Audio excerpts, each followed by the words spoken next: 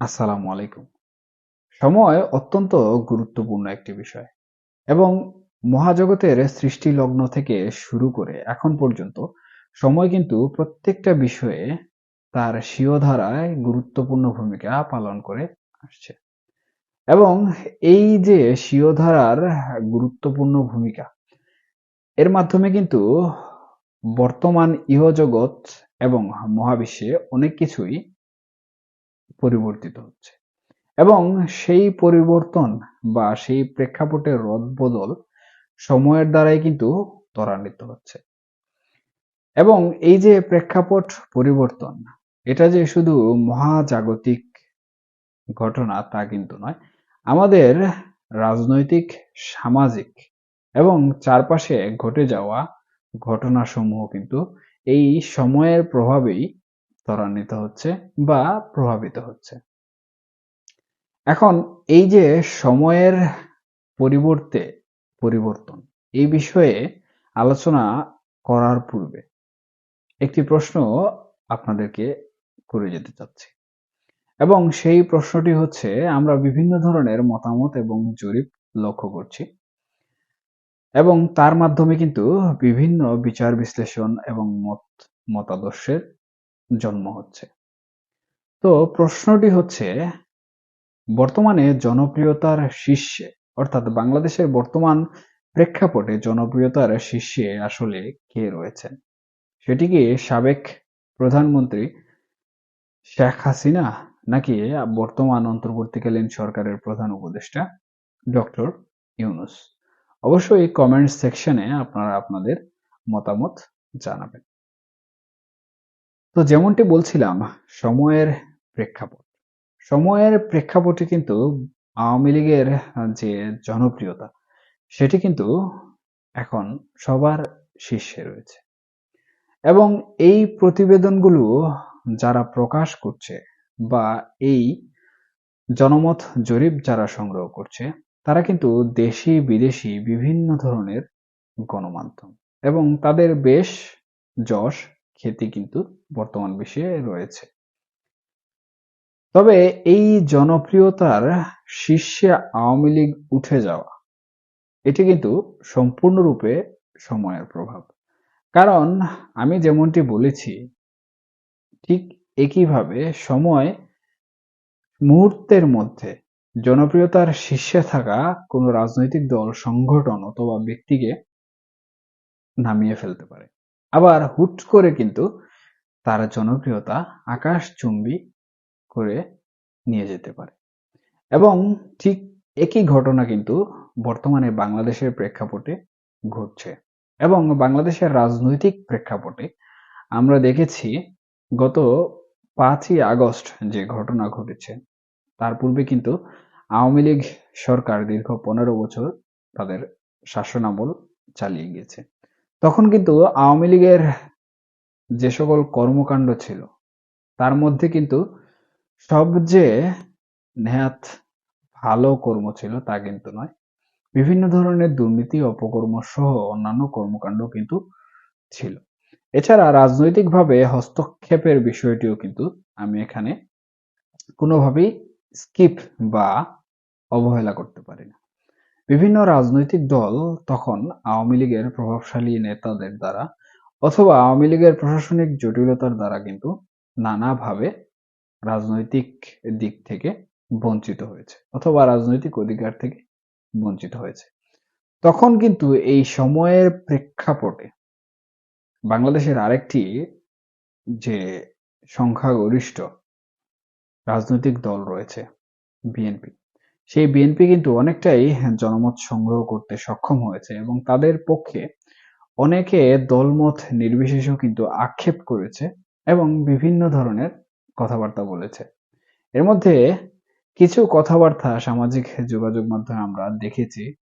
তার মধ্যে অন্যতম কথাবার্তা হচ্ছে যে আওয়ামী লীগ বিএনপির উপর যে নির্যাতন করছে বা বিএনপিকে যেভাবে কোণঠাসা করে রাখছে, এটি কিন্তু রাজনৈতিক অধিকার হরণ। তখন কিন্তু বিএনপির যে জনপ্রিয়তা সেটি কিন্তু আকাশচুম্বী হয়ে গিয়েছিল এবং তখন বিএনপির নেতাকর্মীরা অনেকটাই গর্ববোধ করতেন তাদের রাজনৈতিক দল নিয়ে। কিন্তু এই প্রেক্ষাপট পরিবর্তন হতে কিন্তু বিন্দুমাত্র কাল বিলম্ব করেনি। এবং আমি যেমনটি বলেছিলাম যে সময়ের পরিক্রমায় মুহূর্তেই পরিবর্তন হয়ে যায়। এবং সেই পরিবর্তনটি কিন্তু আমরা বর্তমানে বাংলাদেশের প্রেক্ষাপট অনুযায়ী লক্ষ্য করছি।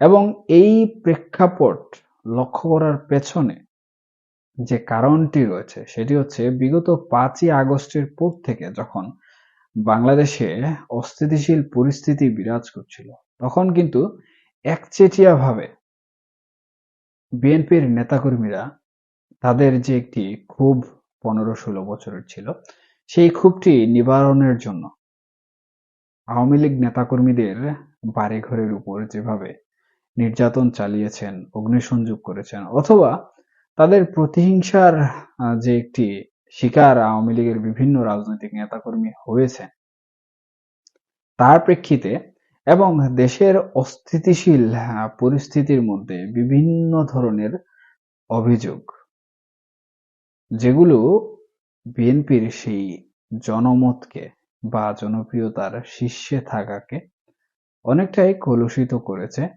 এবং তাদের জনপ্রিয়তা যেটি ছিল সেটিকে একদম তলানিতে নিয়ে এসেছে। যার প্রভাবে আওয়ামী লীগের যে সকল খারাপ কর্মকাণ্ড ছিল, দুর্নীতি থেকে শুরু করে অন্যান্য বিষয়াবলী, সেগুলো কিন্তু অনেকটাই ধামাচাপা পড়ে গিয়েছে। এবং ধামাচাপা পড়ার পেছনে যে গুরুত্বপূর্ণ দুটি কারণ ছিল সেটি হচ্ছে, 1 নাম্বার, জনগণের যে নিরাপত্তা ছিল সেটি। বিগত 5ই আগস্টের পর থেকে কিন্তু জনগণের সেই নিরাপত্তা না বিএনপি কোনোভাবে দিতে পেরেছে, বা অন্তর্বর্তীকালীন সরকারও কিন্তু এই নিরাপত্তা সেবাটি প্রদান করতে সক্ষম হয়নি। এবং এই দিক বিবেচনা করলে আওয়ামী লীগের শাসন আমলে মানুষ কিন্তু বেশ নিরাপদ ছিল। এবং আরেকটি গুরুত্বপূর্ণ বিষয় সেটি হচ্ছে বাজার নিয়ন্ত্রণ এবং বাজারের অবাধ যে বাণিজ্য বা চাঁদাবাজি, সেটি কিন্তু কোনোভাবেই আওয়ামী লীগ সরকারে এতটা ব্যাপক বা বিস্তৃত অবস্থায় ছিল না, বর্তমানে যে অবস্থায় রয়েছে।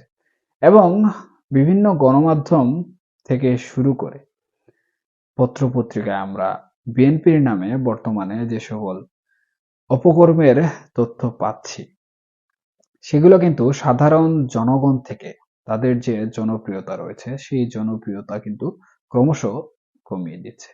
আর এই সুযোগটি গ্রহণ করছে কিন্তু বাংলাদেশ আওয়ামী লীগ নামক রাজনৈতিক সংগঠনটি। এবং এই সুযোগটি গ্রহণ করার জন্য তাদেরকে মাঠে ঘাটে কোথাও কিন্তু কোনো অবস্থান করা লাগছে না বা কর্মসূচি পালন করা লাগছে না, বরঞ্চ তাদের আমলের সাথে বর্তমান প্রেক্ষাপট তুলনা করেই কিন্তু জনগণ আওয়ামী লীগকে আবারও জনপ্রিয়তার শীর্ষে রাখা শুরু করেছেন। এই ছিল মূলত সময়ের কিছু কূটকৌশল বা সময়ের যে ম্যাজিক রয়েছে সেই ম্যাজিক। এবং সময়ের এই ম্যাজিকের প্রাদুর্ভাবে কিন্তু বর্তমানে আওয়ামী লীগ যে রাজনৈতিক দলটি রয়েছে, তারা কিন্তু সহসাই তাদের জনপ্রিয়তা সবার শীর্ষে নিয়ে এসেছেন। এবং এই জনপ্রিয়তা যদি আওয়ামী লীগ ধরে রাখতে পারে বা টিকিয়ে রাখতে পারে এবং জনগণের সাথে যে সামঞ্জস্য তৈরি করার কথা, সেটি যদি আওয়ামী লীগ রাজনৈতিক ভাবে মাঠ পর্যায়ে তৈরি করতে সক্ষম হয়ে যায়, তাহলে আওয়ামী লীগের এই জনপ্রিয়তা যতটা না শীর্ষে উঠেছে, ঠিক ততটাই শীর্ষে উঠে তাদেরকে আগামী যে নির্বাচন সংঘটিত হবে সেই নির্বাচনে বিপুল পরিমাণে আসনে কিন্তু জনগণ বিজয়ী করবে। এবং এই বিজয়ী করার পেছনে যে কারণটি থাকবে সেটি হচ্ছে তাদের জনগণের সাথে একাত্মতা হয়ে জনগণের নিরাপত্তা থেকে শুরু করে জনগণের যে সকল চিন্তা চেতনা বা ভাবধারা রয়েছে সেগুলোকে সমর্থন করে বাংলাদেশের জনগণের সুস্থ এবং সাবলীলভাবে বসবাস করার অধিকারগুলো পুনরায় বহাল করার মাধ্যমে।